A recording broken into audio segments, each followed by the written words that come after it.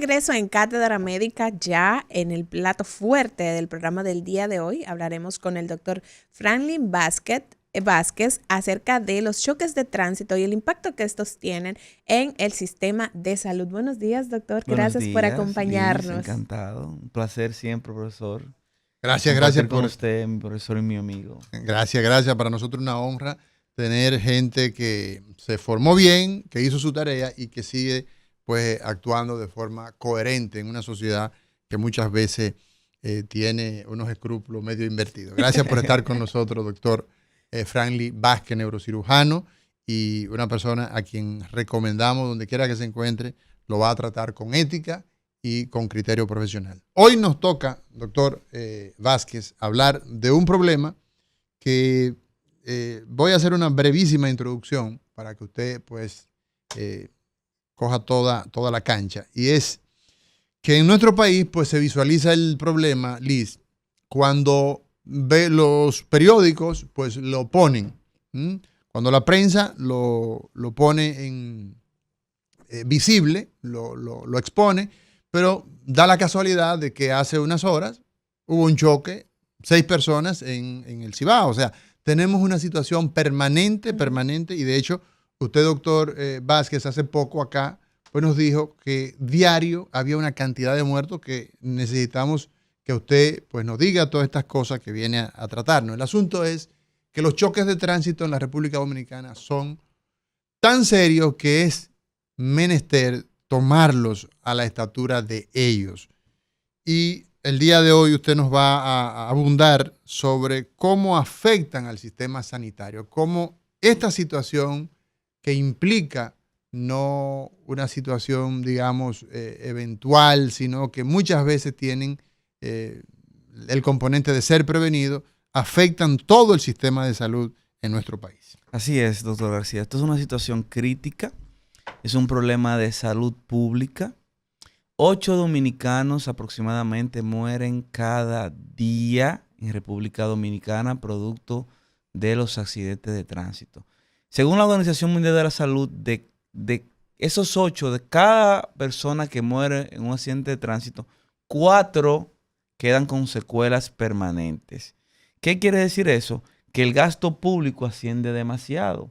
El año pasado se estipuló que el gasto público relacionado con los accidentes de tránsito ascendía alrededor del 2.2 del Producto Interno Bruto, es decir, 200,000 millones de pesos se gastan anualmente en temas relacionados con los accidentes de tránsito. Es decir, nosotros tenemos un problema que debería declararse como de emergencia nacional. Y ahora voy a explicar por qué. Yo no quiero hablar mucho de estadística porque eso no, se le queda muy poco a la gente.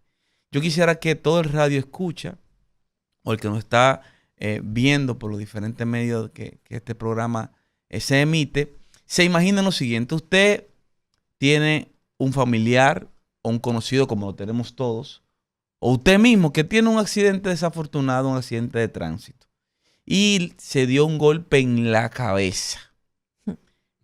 Pero ahora usted le dieron de alta, luego de unos días en el hospital, y usted ve que tiene problemas no problemas leves, pero que a usted le afecta mucho. Usted tiene problemas para la atención, usted le cuesta recordar las cosas, usted le cuesta tener lo que se llama memoria ejecutiva para tú realizar cualquier trabajo, usted le cuesta concentrarse, usted tiene problemas de alteración del estado de ánimo, dígase apatía o de todo se molesta, ¿sí? A lo que le llamamos frontalización. Usted tiene o quedó con epilepsia postraumática, usted se dio un golpe en la cabeza, se fracturó el cráneo y ya usted tiene que tomar medicamentos de por vida para no convulsionar. O sea, el trauma deja secuelas neurocognitivas a veces que nos pasan desapercibidas. Ese paciente, esa persona también de repente está comiendo, pero no sabe lo que está comiendo, porque perdió el gusto. Perdió el gusto. Y perdió el olfato. Estamos hablando de un paciente con trauma cronocefálico leve. Leve. Eso es lo leve. Lo mínimo. Lo mínimo. Sí, eso es, pero de repente ese paciente empieza a goterear por la nariz. De repente él empieza a goterear y cuando se voltea, parece que tengo gripe. Que tengo un muermo, dirían la gente de la Catalina de Altamira, ¿verdad? Y eso también es Entonces, consecuencia. pero eso es leve. Sí, eso es leve. Que puede convertirse en un problema que lo lleve al cementerio. Sí. Entonces, desde esa perspectiva, tú tienes que en la República Dominicana, los países de renta media y de renta baja, como los nuestros, nosotros no somos renta baja, nosotros somos renta media, estamos comprometiendo el 2.2%. Estamos hablando de 200.000 millones y más, porque en salud aquí se invierte menos que el 2%. O sea, lo que implica el tema de los choques de tránsito, que es como yo prefiero llamarle, es que comprometen financieramente la República Dominicana. Nos hacen más pobres, doctor García. Porque con esos 200.000 pesos, tú sabes la cantidad de gente con niños, por ejemplo, con cáncer, que usted puede atender con 200.000. 200.000 millones de pesos. 200.000 y mucho, porque lo que pasa es que usted y yo somos médicos y no sabemos mucho de números, pero son más de 200.000. Uno lo deja ahí para no complicarse el tema, Liz. Claro. Porque en temas de tantos millones que ni siquiera son de uno, 200 y tantos millones, 200.000 para los problemas, por ejemplo, de los niños que nacen con enfermedades congénitas. Cardiopatías congénitas. Esos ancianos que estábamos hablando, que la seguridad social no los atiende. O sea, estamos hablando de un tema serio. Tema serio. Más de 300 accidentes diarios en la República Dominicana. Y no es que te rompas un pie, que te fractures el fémur, ni que te fractures la columna, ni que te fractures la cadera, que también son otros problemas que deberíamos añadir. Desde el punto de vista de concepto, doctor, a mí me interesa mucho porque yo sé que cambiar el lenguaje es un poco difícil, pero desde el punto de vista de el que las personas hablemos, digamos, de accidente de tránsito y de que ya en el mundo, prácticamente en el mundo entero, se haya decidido cambiar la anoxa, la nomenclatura y hablar de incidentes en el tránsito, yo les digo choques de tránsito y luego vamos a investigar. ¿Qué diferencia hay, doctor? Sí. Un accidente se define como un evento inesperado que tú no puedes prever y que generalmente deja consecuencias negativas. Eso, traducido a un accidente de tránsito, nadie choca viendo, dice mi papá. Nadie está previniendo el accidente de tránsito. Cuando tú tienes un choque o un incidente de tránsito, significa que en algún momento, en alguna cascada que llevó a esa consecuencia, ese desenlace, hubo un problema de lo que yo llamaría corrupción. Alguien se fue en rojo, hubo un exceso de velocidad, hubo una falta de atención al tránsito, o hubo una falta de los accesorios de seguridad, falta de casco protector, falta El factor humano, por ejemplo, ¿qué papel juega en los choques de tránsito? Porque el aspecto mío, y vengo ya muchos años hablando del tema, desde antes incluso de estar al frente del hospital Ney Arias Lora, vengo hablando del fenómeno porque estamos viendo fenomenológicamente el problema. O sea, el tema es que en la época en la que vivimos, donde los estudiantes míos de las asignaturas que imparto son mis testigos, les digo, todos nosotros en la República Dominicana, usted que me está escuchando, incluso el que va probablemente que nos sigue a través que es delivery, que escucha con el audífono, sabe perfectamente que se mueve en motocicleta. En la República Dominicana la realidad es que parte de nuestra naturaleza es que la gente se mueva en motocicleta. Y que las personas muchas veces el término de accidente pues lo asume como accidente. El factor humano, ¿cómo influye en que esto que en realidad las investigaciones dicen que no son realmente un número muy alto, no son accidentes? ¿Qué importancia tiene, doctor, el hecho de que nosotros manejemos los conceptos adecuadamente ya para ver si nosotros cambiamos este estado de cosas en el futuro? el problema es, como ha explicado el doctor García, multifactorial. Desde el punto de vista de las motocicletas, el 67% de los accidentes está dado por las personas que andan en motocicleta. Entonces hay un problema de educación vial, de que no tenemos una educación preventiva y de que no tenemos, por ejemplo, lo que hablamos en la otra ocasión, una asignatura donde nos enseñen cuáles medidas se deben de tomar para nosotros tener educación vial, cuáles son las reglas del juego a la hora de conducir. Aquí hay otro problema que se asocia también al factor humano y es el irrespeto por las leyes de tránsito y el irrespeto o la injusticia que hay. Por ejemplo, si tú te vas en rojo, doctor García, y te ve un AMET, un oficial de tránsito, te va a detener automáticamente. Sí, claro. Sin embargo, las mismas reglas del juego no se aplican para el transporte público. Las mismas reglas no se aplican para... El de libre viene en vía contrario frente a sin ese... casco, frente a ese, usando un celular para ver la dirección, sin casco, y se te va en rojo y te pasa por el frente, a ti que te detuvieron. Entonces, ese es el problema. Doble moral. La doble moral hace que la clase media se sienta un poco aludida con relación a los accidentes de tránsito porque somos nosotros que más pagamos impuestos, ¿sí? Y somos nosotros los más afectados a la hora de imponernos la ley. Y no se le impone a otros factores, a otros elementos de la sociedad. Y ahí tú tienes un aspecto que evidentemente el cumplimiento de la ley es la única posibilidad que en una sociedad tú tienes posibilidades de convivir. O sea, a la garata con puño no es posible. Y evidentemente que ese es un aspecto sumamente importante en el tema que nos ocupa hoy hablando con el doctor Vázquez, el doctor Franklin Vázquez, hablando de los choques de tránsito, y los efectos que tiene en nuestro sistema de salud. Usted mencionaba, doctor, dentro de esos factores que pueden estar involucrados en un choque de tránsito, el tema de la distracción. La gente anda sumamente ocupada y mientras guían, pues ya es costumbre que la gente vaya con un celular en la mano. Datos de la Organización Mundial de la Salud hablan de que los conductores que utilizan el celular mientras conducen tienen un riesgo 4 veces mayor de tener un accidente de tránsito por este tipo de distracción. Y yo, de hecho, tengo personas cercanas que cuando me monto con ellos en sus vehículos, tengo que estar corrigiendo el tema de que anden con el celular. La gente piensa que no va a ser víctima de un accidente. De hecho, el discurso es: yo estoy acostumbrado a utilizar el teléfono conduciendo y nunca he chocado, pero puede llegar ese momento. Entonces, en ese sentido, me gustaría que pudiéramos hablar de ese factor en particular, porque la gente lo ha normalizado mucho. Hasta que no tiene el accidente, entonces no caen en la razón. Correcto.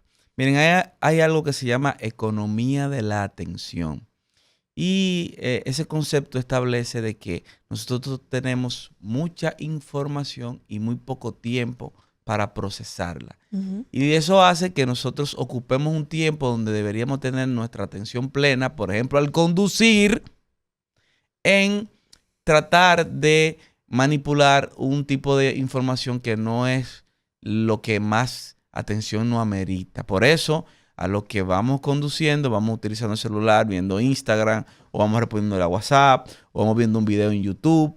Y eso genera una serie de problemas porque el conducir es una de las acciones que realiza el ser humano que más demanda atención de todos los circuitos cerebrales. Y si tú te descuidas en un momento, tú pierdes la oportunidad de tener acciones o de tener reflejos que pudiesen evitar un choque, como muy bien lo explicó el doctor Amaury García.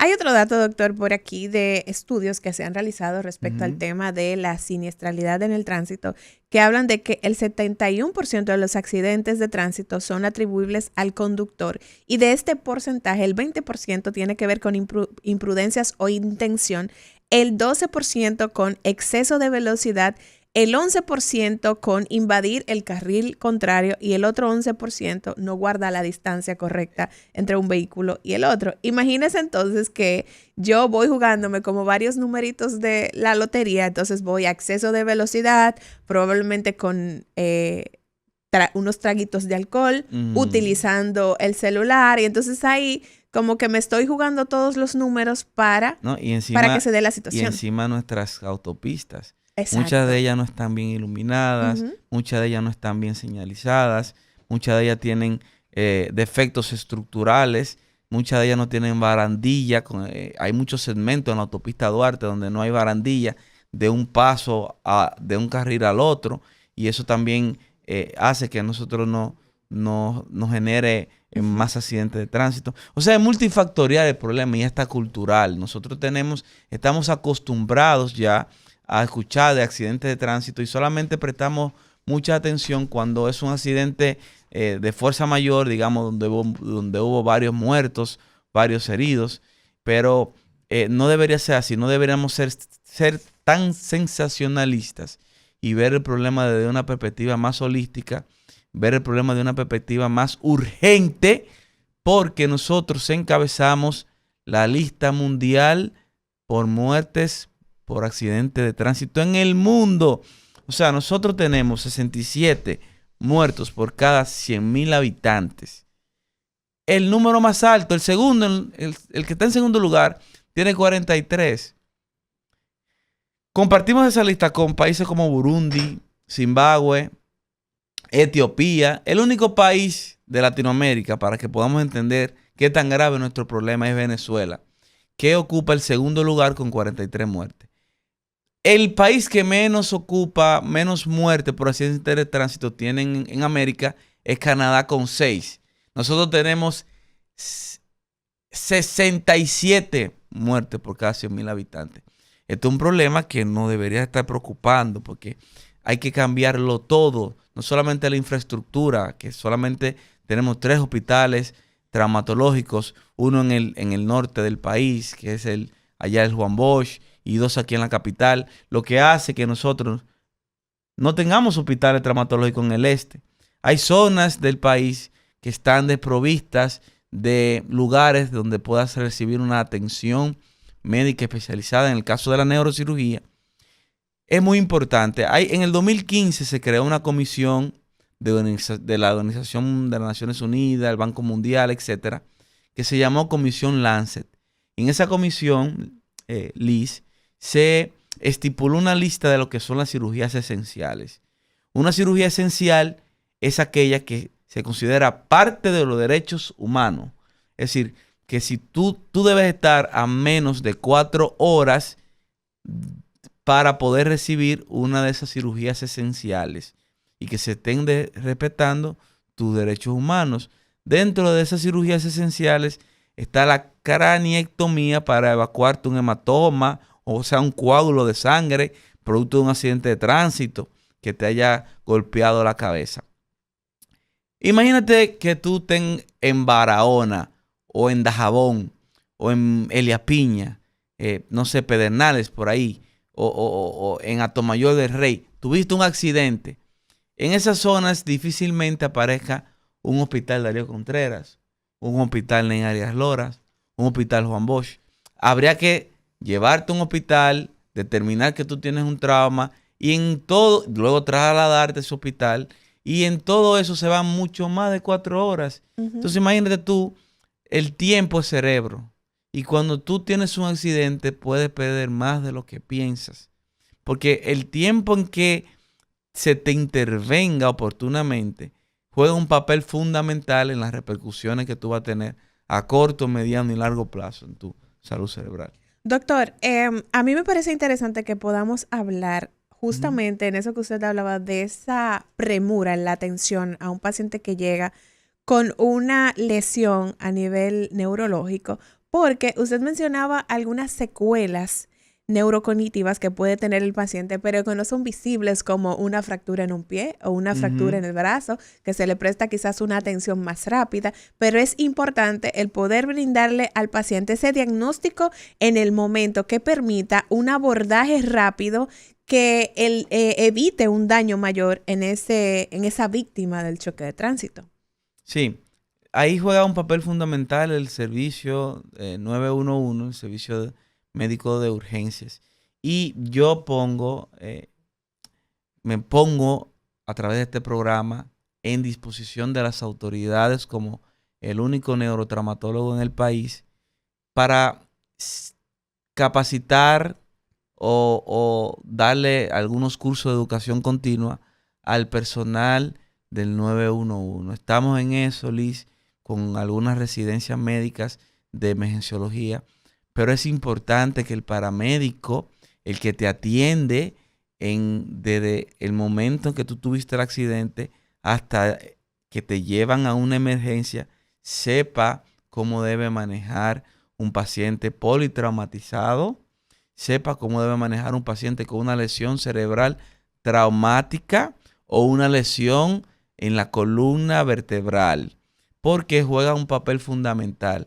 No solamente la premura con la que te atienden, sino los medicamentos que te ponen, la hidratación, la oxigenación, las medidas de soporte ventilatorio. Todo esto juega un papel fundamental a la hora de poder estimular el que tengan un mejor pronóstico los pacientes con lesiones cerebrales traumáticas. Un tema de suma importancia, el que desarrollamos en el programa del día de hoy con el doctor Franklin Vázquez. Vamos a hacer una breve pausa y retornamos con más información en Cátedra Médica, así que no le cambie.